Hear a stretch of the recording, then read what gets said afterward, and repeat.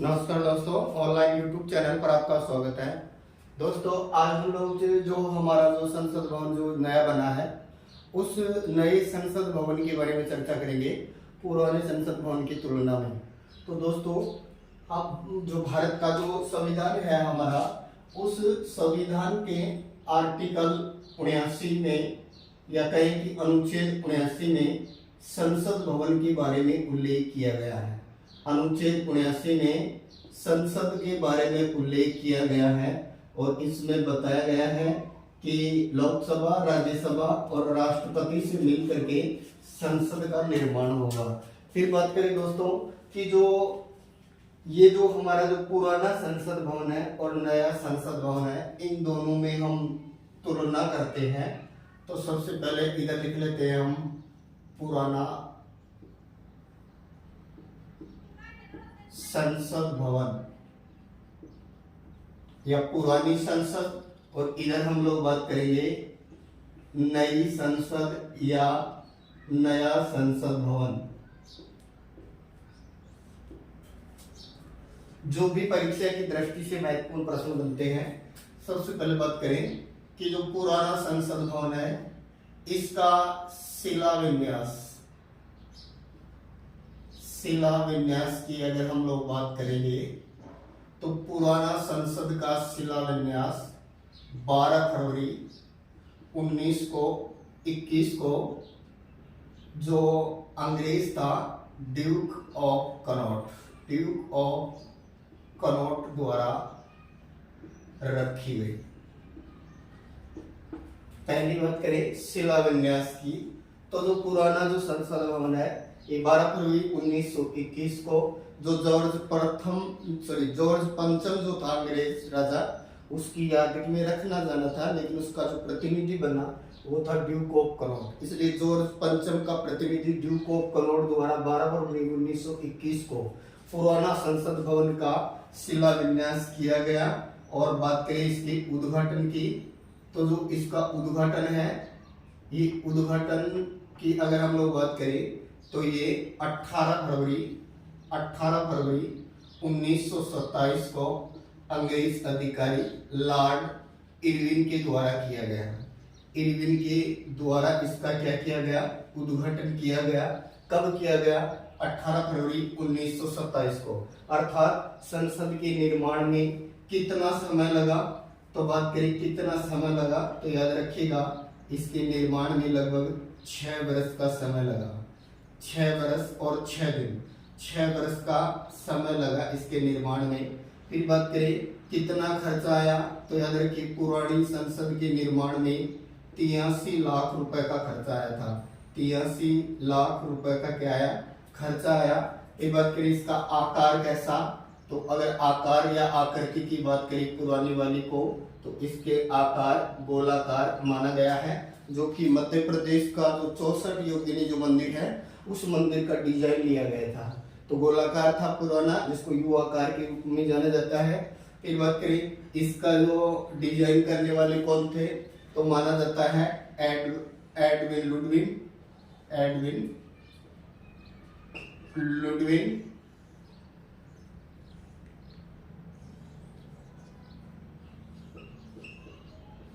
व हर्बर्ट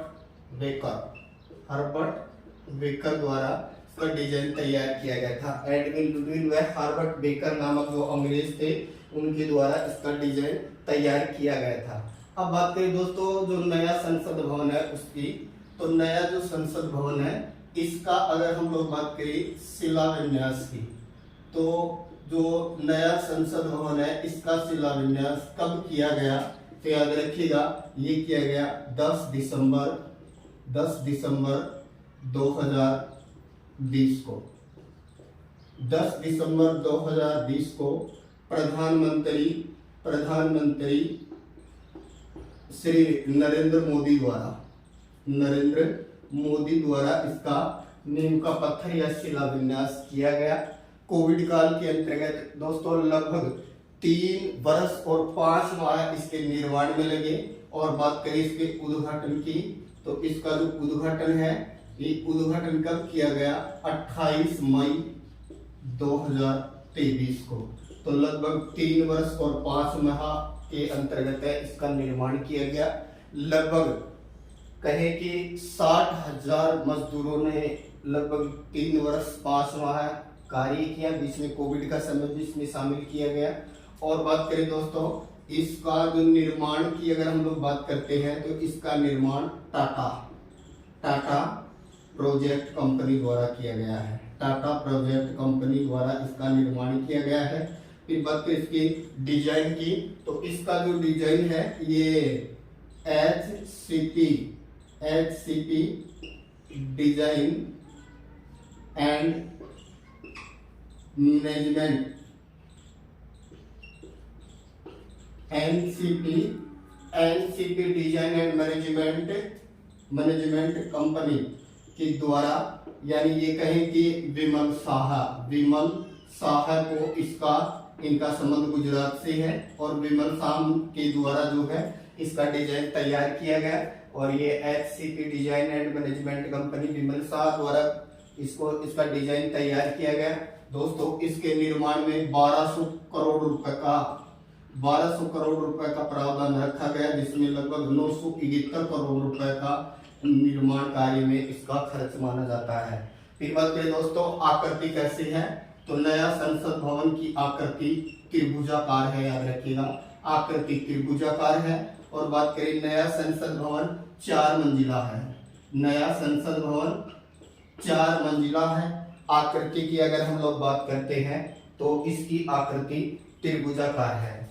अब दोस्तों जो नया संसद भवन है उसमें और क्या विशेष बातें हैं, तो पुराने संसद भवन की हमने चर्चा की थी। 12 फरवरी 1921 को ड्यूक ऑफ कनॉट ने नींव का पत्थर रखा था और 18 फरवरी 1927 को लगभग 6 वर्ष में ये बनकर के तैयार हुआ।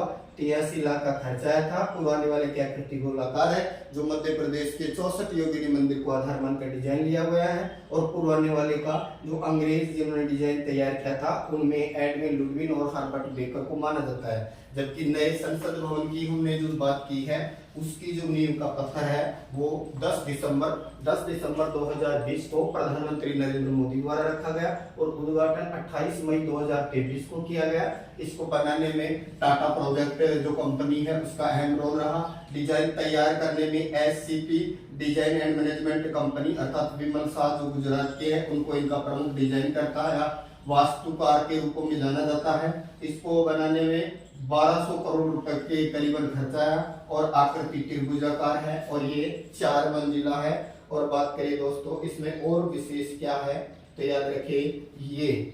64,500 वर्ग मीटर के अंतर्गत फैला हुआ है। जो नया संसद भवन है ये कितने वर्ग में फैला हुआ है, तो इसका क्षेत्रफल कितना है 64,500 स्क्वायर मीटर के अंतर्गत ये फैला हुआ है। कितना मंजिला बताया है अभी, तो ये 4 मंजिला ऊंचा है, याद रखिएगा 4 मंजिला ऊंचा है। और दोस्तों याद रखिएगा इसके 3 द्वार हैं। इसके कितने द्वार हैं, 3 प्रमुख द्वार हैं संसद के। या वर्तमान संसद भवन की अगर हम लोग बात करते हैं तो इसके 3 प्रमुख द्वार हैं, जिनमें पहला है ज्ञान द्वार, फिर इसके बाद में है इसके नेक्स्ट है वो है शक्ति द्वार। अर्थात दोस्तों द्वार का मतलब एक दरवाजे से है, ज्ञान द्वार, शक्ति द्वार और तीसरा याद रखिएगा कर्म द्वार। तो याद रखिए संसद भवन के 3 दरवाजे या द्वार हैं, जिनमें पहले का नाम ज्ञान द्वार है, दूसरा शक्ति द्वार है और तीसरा है उसको नाम दिया है कर्म द्वार। तो संसद की कितने द्वार हो गए, 3 द्वार हो गए। फिर बात करते हैं दोस्तों जो नई संसद भवन है इसमें सेंट्रल हॉल नहीं है, याद रखिएगा। जो पुरानी संसद भवन है उसमें सेंट्रल हॉल था, नई संसद भवन में सेंट्रल हॉल नहीं है। इसलिए जो नया संसद भवन है उसमें जो संयुक्त जो बैठक होगी, ये संयुक्त बैठक है वो लोकसभा के अंतर्गत होगी, तो याद रखिएगा। फिर बात करें इसके अंतर्गत क्या क्या है, जो नया संसद है उसमें लोकसभा की कितनी सीटें हैं, तो नया जो संसद भवन है इसमें लोकसभा की 888 सीट को आधार माना गया है। और जो राज्यसभा है इस राज्यसभा की अगर हम बात करें तो 84 सीटों को। अगर दोनों की बात करते हैं तो 1272 सीटों को आधार माना गया है। दोस्तों, जो पुराना जो संसद भवन था उसको बदलना जरूरी था, क्योंकि जो जनगणना 1971 को आधार मान करके प्रतिनिधित्व दिया गया है, 2026 में ये आंकड़ा चेंज हो जाएगा, तो हमारे यहाँ सांसदों की ये कहे की संख्या बढ़ जाएगी, तब उसी को आधार मान करके नए संसद भवन का भी निर्माण किया गया है। इसलिए याद रखिएगा, जो ये कहे कि पुराना संसद भवन है उसमें लोकसभा की कितनी 550 सीटों को आधार माना था, राज्यसभा की 250 सीटों को आधार माना गया था। यहाँ पर लोकसभा की 888, राज्यसभा की 384, तो 1272 सीटें होंगी। दोस्तों, जब भारत का राष्ट्रपति आर्टिकल 108 के तहत जब संयुक्त अधिवेशन बुलाता है भारत का राष्ट्रपति, जिसकी अध्यक्षता लोकसभा स्पीकर करता है, तो संयुक्त अधिवेशन अब लोकसभा के अंतर्गत बुलाया जाएगा। तब संयुक्त अधिवेशन को लोकसभा में ही बुलाया जाएगा, तो ये नया प्रावधान है। पहले सेंट्रल हॉल से था, अब लोकसभा से है। दोस्तों, संसद भवन के अंतर्गत जो लोकसभा है, इसी लोकसभा में अब की बात एक और सैनिक हॉल की स्थापना की गई है। याद रखिएगा, सैनिक हॉल की स्थापना की गई है। और सैनिक हॉल की स्थापना कहाँ की गई है, तो याद रखिए ये लोकसभा के अंतर्गत की गई है। जो स्पीकर होता है या लोकसभा अध्यक्ष होता है, उसके पास में ही की गई है।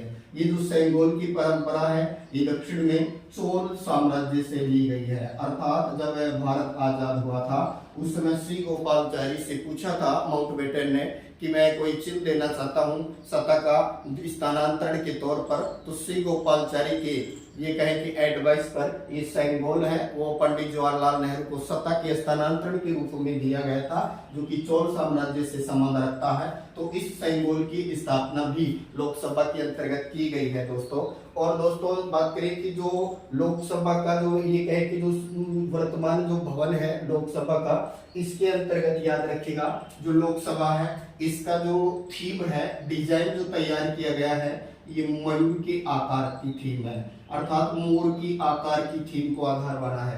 जबकि हम लोग राज्यसभा की अगर हम लोग बात करते हैं, तो ये कमल की थीम को आधार माना गया है। अर्थात राज्यसभा कमल की तरह की डिजाइन किया गया है, जबकि लोकसभा को मयूर की थीम के आधार पर डिजाइन किया गया है। दोस्तों, जो अशोक स्तंभ है, इस अशोक स्तंभ की अगर हम लोग बात करते हैं लोकसभा के अंतर्गत जो अशोक स्तंभ है, क्योंकि जो वर्तमान जो संसद भवन है उसमें ये कहें कि जो एक संसद के अंतर्गत है जो संविधान भवन है, उस संविधान भवन के ऊपरी पार्ट में अशोक स्तंभ लगा हुआ है। और इस स्तंभ की जो ऊंचाई है ये 6.5 मीटर ऊंचा है। ये अशोक स्तंभ कितना ऊंचा है, 6.5 मीटर ऊंचा है ये। और याद रखिएगा, इसकी ऊंचाई तो है 6.5 मीटर, लेकिन इसका वेट की अगर हम लोग बात करते हैं तो ये 9500 केजी, 9500 यानी ये कहें कि 9500 केजी जो है इसका वजन माना गया है। 9500 केजी जो है वो इसका वेट माना गया है, अर्थात वजन माना गया है संसद भवन का। तो दोस्तों, नया संसद भवन बहुत जरूरी था।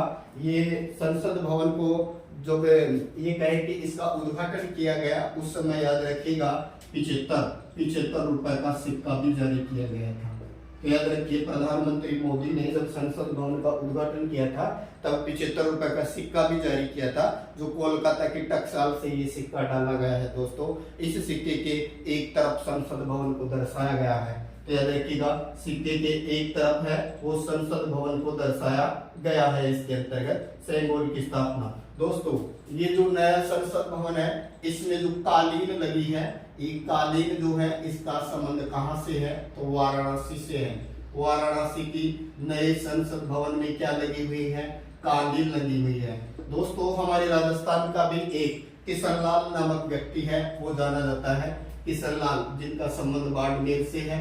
और किशनलाल सुथार जो कि बाड़मेर की है, इन्होंने संसद भवन के अंतर्गत है वो फर्नीचर का काम किया है। तो याद रखिएगा, राजस्थान के बाड़मेर का किशनलाल सुथार नामक व्यक्ति जो है वो संसद के फर्नीचर के लिए जाना जाता है। तो दोस्तों, ये थी पुरानी और नई संसद भवन से संबंधित महत्वपूर्ण बातें। चैनल को लाइक करें, सब्सक्राइब करें। थैंक यू दोस्तों।